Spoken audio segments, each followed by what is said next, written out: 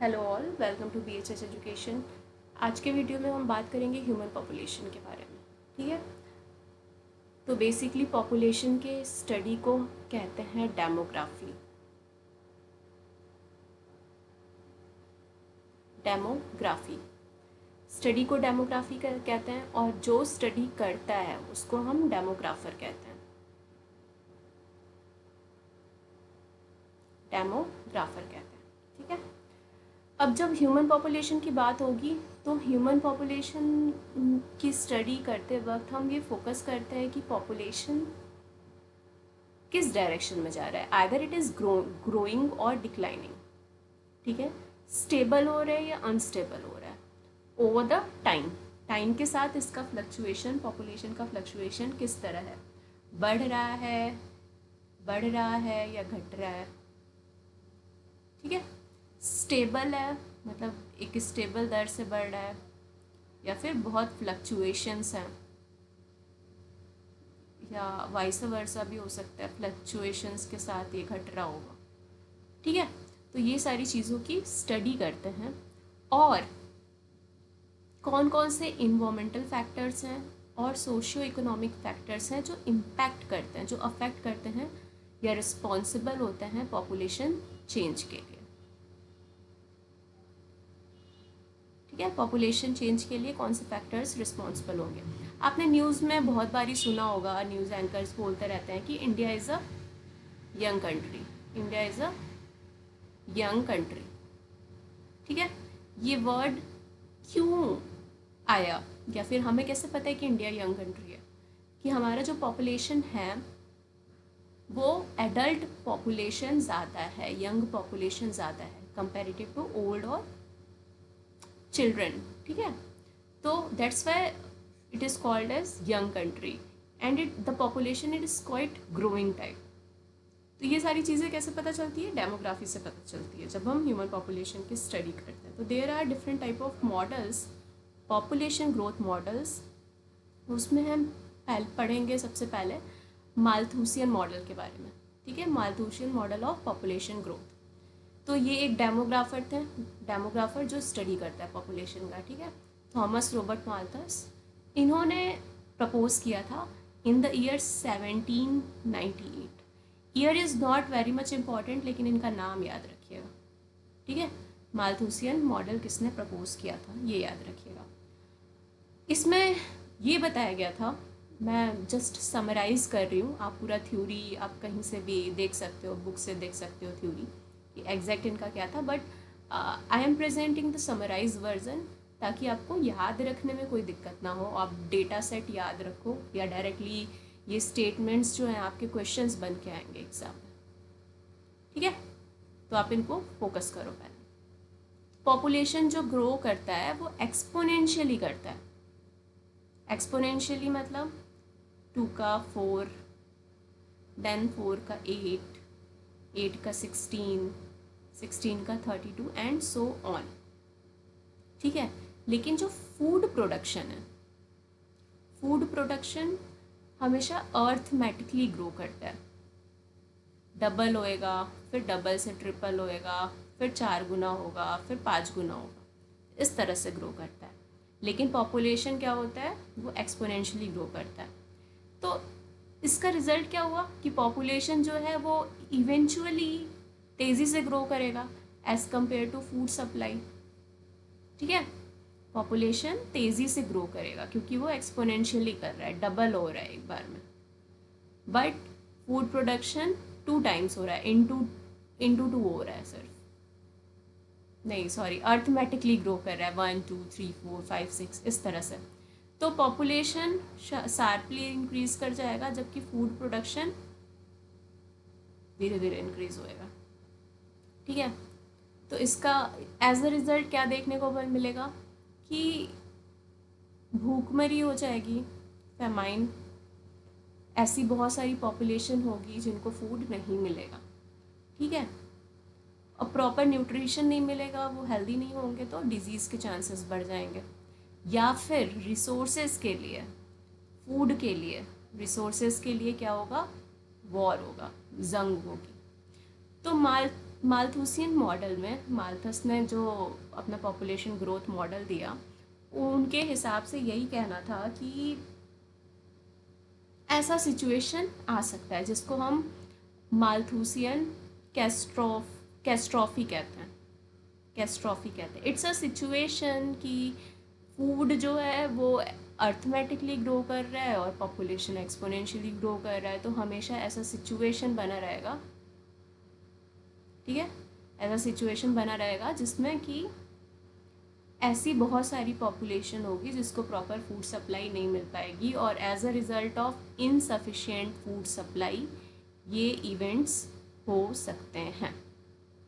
ठीक है, की कॉन्सेप्ट क्या है? ओवर पॉपुलेशन, यानी कि हमेशा ज़्यादा लोग होंगे रिसोर्सेज के कंपैरिजन में। ठीक है, रिसोर्सेज के कंपैरिजन में, फूड के कंपैरिजन में ज़्यादा पॉपुलेशन होएगी। इससे क्या होगा कि पॉपुलेशन ग्रोथ पे चेक होता है। ठीक है, चेक का मतलब क्या होता है? जब कोई भी चीज़ तेज़ी से बढ़ रही है। इसको एक एग्जांपल से समझिएगा। ठीक है, एक तालाब है, मान लीजिए ये एक तालाब है या नदी है, इसमें हर तरह के ऑर्गेनिजम्स रहते हैं। हमने ग्रेजिंग फूड चेन पढ़ा है, ग्रेजिंग फूड चेन पढ़ा है, हम ग्रेजिंग फूड चेन जानते हैं, जिसमें कि क्या होता है, अलग अलग अगर हम इस पॉन्ड या लेक की बात करें, ठीक है, इसमें डिफरेंट लेवल ऑफ ऑर्गेनिजम्स मिलेंगे on a different trophic level. तो जो प्रोड्यूसर होगा वो क्या होगा? फाइटोप्लैंक्टन। ठीक है, कंज्यूमर होगा उसका zooplankton, and then higher consumer में फिशेज होंगे। It's just an example. तो अगर फाइटोप्लैंक्टन का एक सर्टेन अमाउंट है, ठीक है, फाइटोप्लैंक्टन खाते खाते, मतलब this are the resources, food है इनका, जू प्लैंक्टन का। तो जू प्लैंक्टन का नंबर बढ़ गया। जू प्लैंक्टन का नंबर जब बढ़ गया तो फाइटोप्लैंक्टन कम हो जाएंगे, और जू प्लैंक्टन का नंबर बढ़ेगा तो फिशेस को भी सफिशिएंट खाना मिलेगा। जब सफिशिएंट खाना मिलेगा तो फिशेस का नंबर भी बढ़ जाएगा। तो फिर क्या देखने मिल सकता है हमें कि फिशेस का नंबर बढ़ गया, ये ज़्यादा से ज़्यादा जू प्लैंक्टन्स को फीड कर रहे हैं, तो जू प्लैंक्टन का पॉपुलेशन कम हो गया। ठीक है, इनिशियली क्या था कि फाइटोप्लैंक्टन थे और जू प्लैंक्टन का पॉपुलेशन उनके कंपैरिजन में बढ़ गया था। ठीक है, लेकिन जू प्लैंक्टन जैसे ही बढ़ेंगे तो उनको खाने वाले भी बढ़ जाएंगे क्योंकि रिसोर्सेज बढ़ गए। तो जब फिशेस बढ़ेंगी तो जू प्लैंक्टन के पॉपुलेशन को वो कंट्रोल कर देंगी, यानी कि निगेटिव चेक दे देंगी। जब ये कंट्रोल करेंगे तो इसका पॉपुलेशन रिड्यूस हो जाएगा। तो फाइटोप्लैंक्टन के लेवल पे जो स्ट्रेस जनरेट हो रहा था वो कम हो जाएगा, तो फाइटोप्लैंक्टन का नंबर फिर से बढ़ने लग जाएगा। तो it's a type of feedback mechanism या फिर चेक मैकेनिज्म कह सकते हैं इसको। ठीक है, कि ग्रोथ को चेक कर रहा है ये सिस्टम। तो हमारा इकोसिस्टम जो है ना, इकोसिस्टम, हर जगह इकोसिस्टम आ ही जाता है। इकोसिस्टम कैसे काम करता है? इसी तरह काम करता है। ठीक है, वो एक स्टेबिलिटी मेंटेन करके रखता है, स्टेबिलिटी मेंटेन करके रखता है। आ रही है बात समझ में? तो पॉजिटिव चेक का मतलब होता है कि increase death rate. Human population बहुत ज़्यादा बढ़ गई है, हमारा फूड प्रोडक्शन कम हुआ, तो ये जो 3 इवेंट्स हैं इनसे क्या होगा? या तो भूखमरी होगी, या तो बीमारी होगी, या तो वॉर होगा, जिसमें कि लोग मरेंगे तो उनका पॉपुलेशन कम होगा। जब पॉपुलेशन कम होगा तो क्या होगा? हमारे रिसोर्सेज के ऊपर जो स्ट्रेस था, यानी कि फूड प्रोडक्शन पे जो स्ट्रेस था वो कम हो जाएगा, यानी कि फूड प्रोडक्शन या रिसोर्सेज बढ़ जाएंगे। आ रही है बात समझ में? तो it's a type of positive check. Preventive check क्या हो सकता है? कि मतलब ये ऐसी सिचुएशन आई ना, हम ऐसी सिचुएशन से कैसे बच सकते हैं, तो उसको हम बोलेंगे प्रिवेंटिव चेक। इससे बचने के लिए हम ये कर सकते हैं कि पॉजिटिव चेक वाली सिचुएशन ना, इससे बचने के लिए हम ये कर सकते हैं कि बर्थ रेट को कंट्रोल करें। ठीक है, बर्थ रेट को कंट्रोल करें, कंट्रोल्ड बर्थ रेट हो। जैसे कि आपने देखा होगा कि पहले के ज़माने में लोगों को 8 से 10 बच्चे बहुत ही कॉमन थे, बट ओवर द टाइम ये सिनेरियो 1-2 बच्चों तक ही आ गया है। This is called reduced birth rate. ठीक है, तो हम ह्यूमन पॉपुलेशन की बात कर रहे हैं, तो हम प्रिवेंटिव चेक कैसे दे सकते हैं? डिलेड मैरिज के फॉर्म में। डिलेड मैरिज मतलब कि प्यूबर्टी एज, अगर जल्दी शादी करा देंगे तो प्यूबर्टी एज यानी कि जो प्यूबर्टी से लेकर के एडल्टहुड तक का जो टाइम होगा जिसमें जिसमें लोग बच्चे पैदा करते हैं, रिप्रोडक्टिव एज होती है, अगर हम इस टाइम स्केल को कम कर दें, सपोज मैरिजेस लेट कर दें, तो हमारे पास इतना ही टाइम बचा, ठीक है, तो लोग कम बच्चे पैदा करेंगे। अगर टाइम स्पेन ज़्यादा होगा तो बच्चे ज़्यादा पैदा होंगे। इसको आप सिंपल एक एग्जांपल से समझो कि कोई फीमेल है जिसकी शादी 18 साल में हो गई, ठीक है, तो जब तक till menopause, till the age of 45 या 40 to 45 जो भी एज है, तो 18 to 45 she is exposed to get pregnant, और बच्चे होने के चांसेस इतने लंबे ड्यूरेशन तक हैं। लेकिन अगर वही if she get married at the age of 28, तो हमने 10 ईयर्स रिड्यूस कर लिया इसमें, ठीक है, तो चांसेस क्या होंगे? ज़्यादा बच्चे पैदा होने के चांसेस कम हो जाएंगे। तो this is called delayed marriage. अब मॉरल रेजिस्टेंट या रेस्ट्रेन, मॉरल रेस्ट्रेंट मतलब कि ये कॉन्सेप्ट डेवलप करना कि मतलब बच्चों के लिए मोरालिटी हो, ठीक है, अच्छी शिक्षा हो, आप सुख सुविधाएं प्रोवाइड करो उनको, और ये आप तभी कर सकते हो जब आप अपने फाइनेंशियल स्टेटस के अकॉर्डिंग, फाइनेंस के अकॉर्डिंग बर्थ करो, बच्चे पैदा करो, ठीक है। जैसे गवर्नमेंट की भी बहुत सारी स्कीम होती है, हम दो हमारे दो, पुरानी स्कीम्स चलती थी, ये सारे क्यों होते थे? कि पॉपुलेशन को कंट्रोल किया जाए। तो ओवरऑल दो चीज़ें हमने इसमें देखा कि या तो पॉजिटिव चेक जो होगा वो इस फॉर्म में होगा, फेमाइन डिजीज़ वॉर के फॉर्म में, या तो प्रिवेंटिव चेक इस तरह से हो सकता है। अब पिछले वीडियोस में हमने बात करी थी कैरिंग कैपेसिटी की। कैरिंग कैपेसिटी हमें पता है क्या होता है? The maximum number of individual in a population that the environment can sustainably support without degrading the natural resources. इसमें मैंने आपको बताया था कि सपोज़ ये एक एरिया है, यहाँ पे जो भी रिसोर्सेज हैं यानी कि फूड, वाटर, ठीक है, अभी इनकी बात करते हैं। फूड वाटर है, वो सपोज़ 50 लोगों के लिए इनफ है, मतलब 50 लोग यहाँ पे आराम से रह सकते हैं, कोई दिक्कत नहीं है रिसोर्सेज की। लेकिन अगर उनका अमाउंट आप 500 कर दो, लोगों की संख्या बढ़ा दो, तो क्या होगा? इसकी कैरिंग कैपेसिटी उतनी नहीं है, इसकी कैरिंग कैपेसिटी 50 लोगों की ही है। अब उसमें 500 लोग घुसा दो आप उस जगह पे, तो क्या हो जाएगा? अनस्टेबल हो जाएगा ये सिस्टम, रिसोर्सेज ख़त्म हो जाएंगे, ठीक है। रिसोर्सेज ख़त्म हो जाएगा तो वो 3 सिचुएशन पॉजिटिव चेक्स काम करने लग जाएंगे, ठीक है। मारा मारी होगी, कंपटीशन बढ़ेगा, वॉर का सिचुएशन आएगा, भूखमरी होएगी, ठीक है, ये सारी चीज़ें। तो the maximum number of individuals कोई भी पॉपुलेशन में, जो इन्वायरमेंट क्या करेगा, उसको सस्टेनेबली आराम से रिसोर्सेज प्रोवाइड कर सकता है, that is called the carrying capacity of that particular environment और दैट पर्टिकुलर एरिया।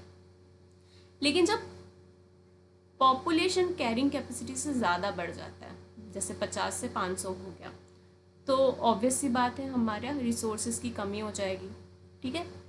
इन्वायरमेंट ख़राब होगा, इन्वायरमेंटल डिग्रेडेशन आएगा। फॉर एग्ज़ाम्पल अभी के टाइम में आप देख रहे होगे कि हमारा पॉपुलेशन वर्ल्ड में सबसे ज़्यादा है, ठीक है। India is at number 1 most populous country in the world. तो क्या है, हमारे रिसोर्सेज पे, हमारे इन्वायरमेंट पे भी प्रेशर है। ज़्यादा से ज़्यादा लोगों को इलेक्ट्रिसिटी चाहिए, तो उसके लिए वाटर रिसोर्सेज को ओवर एक्सप्लॉइट किया जा रहा है, बड़े सारे हाइड्रो पावर डैम्स बनाए जा रहे हैं, ठीक है, पानी के फ्लो को रोका जा रहा है, फॉरेस्ट कट किए जा रहे हैं ताकि हमें ज़्यादा से ज़्यादा वुडन चीज़ें मिल सकें, पेपर बन सके, ठीक है। एग्रीकल्चर को वो किया जा रहा है, लैंड डिग्रेडेशन हो रहा है, बहुत सारे पेस्टिसाइड इंसेक्टिसाइड्स का यूज़ करके ज़बरदस्ती सॉइल को एक्सपोज करके ओवर एक्सप्लॉइट करके बार बार उसमें अनाज उगाया जा रहा है। इसका मतलब है कि हम अपने हमारा जो इन्वामेंट है, इन्वामेंट के सारे मैट्रिसेस जो हैं हम उनको क्या कर रहे हैं, डिग्रेडेट कर रहे हैं, उनका डिग्रेडेशन बढ़ा रहे हैं, ठीक है। मोर्टेलिटी रेट में राइज, केसेस होते ही हैं, आपको एज अ रिज़ल्ट आप देख ही रहे हो कि क्वालिटी डाउन हो रही है, क्वालिटी डाउन हो रही है, मतलब जो भी चीज़ें आपको प्रोवाइड की जा रही है उनकी क्वालिटी ख़राब हो रही है, ठीक है। चाहे वो फूड हो, फूड में बहुत सारे पेस्टिसाइड्स इंसेक्टिसाइड्स आ रहे हैं जो कि केमिकल्स हैं, हार्मफुल केमिकल्स हैं, and they are responsible for different type of diseases, और डिजीज़ होएगी तो एट द एंड क्या होगा, मोर्टेलिटी होएगा, डेथ रेट बढ़ेगा, ठीक है। तो कैरिंग कैपेसिटी से जब ज़्यादा पॉपुलेशन ग्रो कर जाती है तो दिस आर द रीजंस, ये सारी चीज़ें होंगी। ह्यूमन के टर्म्स में बात की जाए तो include food, clean water, shelter, access to services, देख ही रहे हो आप कंट्री की हालत क्या है। प्रॉपर हंगर जो इंडेक्सेस है, हंगर इंडेक्स जो आता है, ग्लोबल हंगर इंडेक्स, उसमें इंडिया की रैंकिंग बहुत ख़राब है। It is even bad than our neighbour countries, ठीक है। क्लीन वाटर की इशू तो है ही, कोई भी नदी हमारी साफ़ नहीं है, हर जगह पॉल्यूटेड है। शेल्टर नहीं है, लोग झोपड़ी में रह रहे हैं, गार्बेज माउंटेन के पास रह रहे हैं, झुग्गी झोपड़ियों में रह रहे हैं, और सर्विसेज भी नहीं है, no proper education, no proper health facilities, ठीक है। तो ह्यूमन के टर्म्स में ये सारी दिक्कत है। लेकिन ये तो माल्थस की पूरी थ्योरी थी और पूरा कॉन्सेप्ट था कि कैरिंग कैपेसिटी से ज़्यादा पॉपुलेशन बढ़ेगा तो क्या क्या चीज़ें होंगी। लेकिन जो मॉडर्न अभी के जो कुछ डेमोग्राफर्स हैं वो चैलेंज करते हैं माल्थस के व्यू को, ठीक है। और वो वैलिड, मतलब उनके कुछ अपने कंसर्न्स हैं, जो भी मॉडर्न क्रिटिक्स हैं, मतलब आलोचक, जो भी आज के मॉडर्न आलोचक हैं जो माल्थस को मतलब माल्थस के मॉडल में कमियां निकालते हैं, उनका ये कहना है कि माल्थस गलत हो सकते हैं बिकॉज साइंस एंड टेक्नोलॉजी बहुत एडवांस हो गई है आज के ज़माने में, ठीक है। एग्रीकल्चर इम्प्रूव्ड है, मतलब खेती बाड़ी बहुत ही इम्प्रूव्ड है। ग्रीन रिवॉल्यूशन करके हम ज़्यादा से ज़्यादा फूड प्रोडक्शन कर सकते हैं जो हमारे पॉपुलेशन को मीट करे। ऐसा हुआ भी था ड्यूरिंग द टाइम हमारा देश आज़ाद हुआ था, तो उसके बाद अचानक से हमारा पॉपुलेशन काफ़ी तेज़ी से शार्प हो रहा था, तो फेमाइन का सिचुएशन बड़ा आ रहा था, भूखमरी का सिचुएशन आ रहा था, क्योंकि हमारे पास इतने अनाज नहीं थे पॉपुलेशन को फीड करने के लिए। देन MS स्वामीनाथन आए और इन्होंने ग्रीन रिवॉल्यूशन लॉन्च किया इंडिया में, ठीक है। तो क्या हुआ कि फूड प्रोडक्शन बढ़ गया और वो सफिशिएंट था उस समय के पॉपुलेशन को फीड करने के लिए। So as a result of technological advance हम इस चैलेंज को फेस कर सकते हैं। मेडिकल सेक्टर बढ़ा दो, इंफ्रास्ट्रक्चर बढ़ाओ, प्रॉपर फ्लैट शेल्टर अरेंजमेंट करो सबके लिए, ठीक है, फूड सप्लाई बढ़ा दो, और ये सब क्या करेगा, अगर आपका हॉस्पिटल हेल्थ केयर सिस्टम अच्छा होगा तो मोर्टेलिटी भी कम होगा। इट मीन्स कि we can challenge Malthusian model. Next क्या है, बर्थ रेट को डिक्लाइन करना, ज़्यादा से ज़्यादा लोग बच्चे ही ना पैदा करें, तो उसके लिए क्या होगा, एजुकेशन होनी चाहिए, ठीक है। अलग अलग गवर्नमेंट ने स्कीम बनाई, अलग अलग वॉलेंटियरली प्रोग्राम्स चलाया to reduce the birth rate, ठीक है। फैमिली प्लानिंग का कॉन्सेप्ट लेकर आए, हम दो हमारे दो बच्चे, हम दो हमारे दो करके जो फैमिली प्लानिंग का कॉन्सेप्ट था, प्रॉपर कॉन्ट्रासेप्टिव इंक्लूड किया, कॉन्ट्रासेप्टिव्स इंक्लूड किया, ठीक है। कॉन्ट्रासेप्टिव्स का ट्रेनिंग दिया गया, लोगों को अवेयरनेस फैलाई गई कि आप कैसे कॉन्ट्रासेप्टिव्स यूज़ कर सकते हो। Contraceptives are the technique, the medical technique जिससे कि बर्थ रेट को कम किया जाए, पॉपुलेशन रिड्यूस किया जाए, ठीक है। इकोनॉमिक डेवलपमेंट करना, मतलब नेशन अगर वेल्दियर होगा तो क्या करेगा, ये सब कंट्रोल कर सकता है वो, ये सारी अपने साइंस और टेक्नोलॉजी से सारी चीज़ों को डील कर सकता है, ठीक है। और एक और चीज़ जो पूरे वर्ल्ड में देखी गई है कि अगर इकोनॉमिक डेवलपमेंट कोई भी कंट्री कर रहा है, ठीक है, उसका डायरेक्टली रिलेशन होता है कि उसका पॉपुलेशन जो है वो स्लो ग्रोथ हो, स्लो पॉपुलेशन ग्रोथ। तेज़ी से पॉपुलेशन बढ़ेगा तो वो पॉपुलेशन को बेसिक नेसेसिटीज़ के लिए ही मतलब कंट्री पूरा लगा रहेगा, ठीक है। वो और चीज़ों पे फोकस नहीं कर पाएंगे, डेवलपमेंट पे ज़्यादा फोकस नहीं कर पाएंगे। Now our next topic is population growth versus disparate consumption. चलिए देखते हैं क्या होता है। It's not just how many people exist but how resources are consumed, ठीक है। हर बारी अभी तक हमने देखा कि लोग ज़्यादा होंगे तो रिसोर्सेज ज़्यादा कंज्यूम होगा, लेकिन हर बार सेम नहीं होता है, हर बार सेम नहीं होता है। कैसे नहीं होता है? जो भी डेवलप्ड नेशन है like European countries plus China भी बोल सकते हो आप, काफ़ी हद तक डेवलप्ड है, बहुत डेवलप्ड हो गया, ठीक है, उसने अपना कैटेगरी चेंज कर लिया। तो जो डेवलप्ड नेशन है वहाँ पे पॉपुलेशन तो कम है, हैव लोअर पॉपुलेशन ग्रोथ, लेकिन वो बहुत ज़्यादा रिसोर्सेज कंज्यूम करते हैं। They consume far more resources per capita.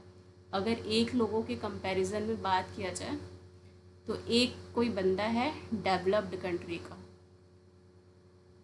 ठीक है, suppose R is the resources, अगर ये 10 रिसोर्स यूज़ कर रहा है, 10 रिसोर्स यूज़ कर रहा है और कोई दूसरा बंदा है, सिंगल इंडिविजुअल है डेवलपिंग कंट्री का, तो वो 0.1 रिसोर्स यूज़ कर रहा है। आ रही बात समझ में? तो डेवलपिंग नेशंस क्या है, मे हैव हायर पॉपुलेशन, उनका पॉपुलेशन भले ही ज़्यादा है लेकिन जो कंजप्शन है वो कम है पर पर्सन के according. For example developed nation US वगैरह में एक इंसान जितना इलेक्ट्रिसिटी कंज्यूम करता होगा, हमारे इंडिया में ऑलमोस्ट 100 लोग उतना इलेक्ट्रिसिटी कंज्यूम करते होंगे, क्योंकि उनके क्या अमीर लोग ज़्यादा हैं, billionaires are very high in number, ठीक है। तो उनका लाइफस्टाइल, उनका रहन सहन सब बहुत अलग है हमारे कंट्री से या हमारे मिडिल इनकम या डेवलपिंग कंट्रीज़ के कंपैरिजन में। तो वो जितना एक इंसान कर रहा है इमिशन, यहाँ हो सकता है उतना 100 लोग कर रहे होंगे मिला करके। तो it's not always about the population, sometimes it's about कि how you are using consuming your resources, ठीक है। तो डिस्परेट कंजप्शन, आ रही है बात समझ में? अब इसके इम्प्लीकेशंस क्या क्या हो सकते हैं? इकोलॉजिकल फुटप्रिंट की बात यहाँ से डेवलप होती है। अब ये आपका क्वेश्चन है, दिस इज़ योर क्वेश्चन, यहाँ से क्वेश्चन बन सकता है कि इकोलॉजिकल फुटप्रिंट क्या होता है। The ecological footprint of a person in a developed country like US is many time higher than in a low income country. Ecological footprint इसी चीज़ को कहते हैं कि रिसोर्सेज पर इंडिविजुअल के हिसाब से, पर पर्सन के अकॉर्डिंग कितना यूज़ किया जा रहा है, this is the ecological footprint. Developed countries में बहुत ज़्यादा होता है as compare to low income countries as ours. हमारे इंडिया की बात करें तो हमारे से बहुत ज़्यादा उनका इकोलॉजिकल फुटप्रिंट होता है। ओवर कंजप्शन करते हैं ये, not just over population is a major sustainability issue. तो आज के टाइम में सस्टेनेबिलिटी आपको पता है, now you are aware with the word sustainable and the sustainability is the process, ठीक है। तो आज के टाइम में over population is not the challenging thing only. आज के टाइम में इकोलॉजिकल फुटप्रिंट वाली चीज़ भी बहुत कॉमन हो गई है because of the life style.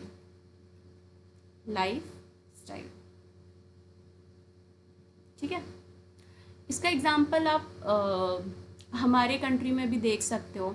Like 2 to 3% जो हैं वो VIPs लोग हैं, VVIPs लोग हैं, या फिर बिलेनियर्स हैं अपने कंट्री में। तो ये जो 2-3% लोग हैं, ये जितना इमिशन करते होंगे, ये जितना इकोलॉजिकल फुटप्रिंट रिलीज़ करते होंगे, उतना टोटल मिला करके शायद हमारी 70% पॉपुलेशन करती होगी। तो it's also related to life style. उनके पास 10-10 गाड़ियाँ होती हैं, ठीक है, कपड़ों का न जाने कितना कलेक्शन होता है।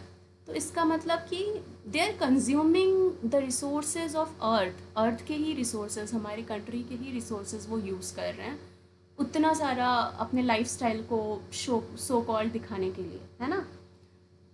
तो ये भी एक इशू है और ये बहुत इम्पॉर्टेंट इशू है जो हमारे इन्वायरमेंट को अफेक्ट करता है। This is ecological footprint. I hope कि सारी चीज़ें आपको बहुत अच्छे से समझ आई होंगी। इस वीडियो में हम इतना ही बात करते हैं। नेक्स्ट वीडियो में हम डेमोग्राफिक ट्रांजिशन मॉडल की बात करेंगे, ठीक है।